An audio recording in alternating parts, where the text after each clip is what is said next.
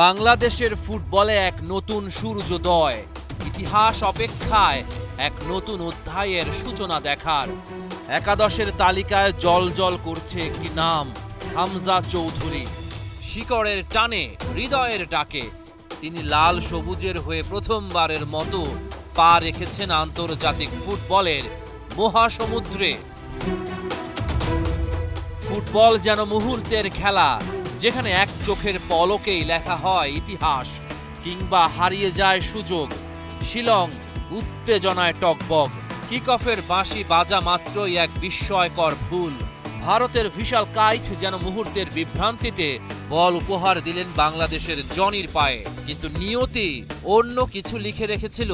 Post খালি পেয়েও নেটের পাশে শট মেরেছেন জনি।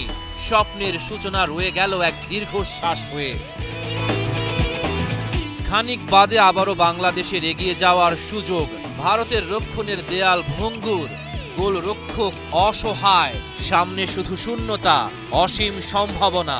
হৃদয়ের পায়ে বল, দরকার একটুখানি নিখুঁত ছোঁয়া, কিন্তু কি করলেন হৃদয়? ভারতীয় ডিফেন্ডার শুভাশিসের পায়ে শট নিলেন।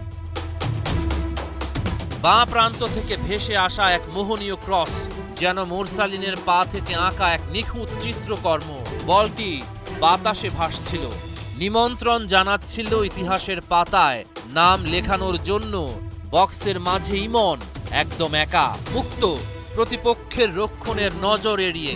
শুধু দরকার ছিল শূন্যে লাফিয়ে বলটাকে ঠিকঠাক পাঠিয়ে দেয়া সেই কাঙ্ক্ষিত ঠিকানায়, কিন্তু বল তার মাথা ছুঁয়ে চলে গেল হতাশার অতল গহ্বরে।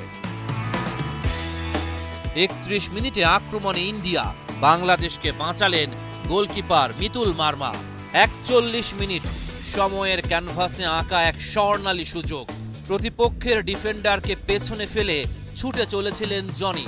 সামনে শুধুই ভারতের শেষ প্রহরী ভিশাল কাইট। বাংলাদেশ দল নিঃশ্বাস আটকে তাকিয়ে, যেন পুরো দেশ অপেক্ষায় এক বিস্ফোরণের, কিন্তু জনি শট নিতে পারলেন না। প্রথমার্ধে গোল শূন্য সমতা। ৬১ মিনিট রাকিবের চোয়ালবদ্ধ সংকল্প ভারতের রক্ষণের বুক কাঁপিয়ে দিয়েছিল। বিশাল কাইথের পা থেকে ছুটে আসা বল জনির সামনে। সেই মুহূর্তে যদি জনি শট নিতেন, তবে হয়তো বল জাল কাঁপিয়ে দিত।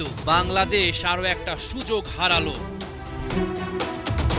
আরো একটা নিঃশ্বাস বন্ধ করে রাখার মুহূর্ত, একটা দীর্ঘ থ্রো, জটলা, এবং তারপর বল এসে পড়ল ফয়সালের পায়ে। বাঁ পায়ে বুলেট গতির শট নিলেন বিশাল কাইট। শটটি রুখলেন কোনো মতে। মিলিয়ে যায় দুঃসাহসী চেষ্টার গল্প। বাংলাদেশ জালের দেখা পায়নি এশিয়ান কাপের বাছাই পর্বের ম্যাচে ভারতের সাথে গোল শূন্য ড্র। তবে সবার মন জিতে নিয়েছে লাল সবুজের প্রতিনিধিরা।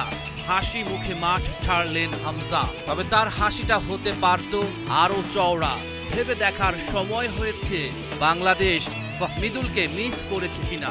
ভুলে গেলে চলবে না, আমরা ব্রাজিল কিংবা আর্জেন্টিনা না। তাই বিলাসিতা করা হয়তো মানায় না।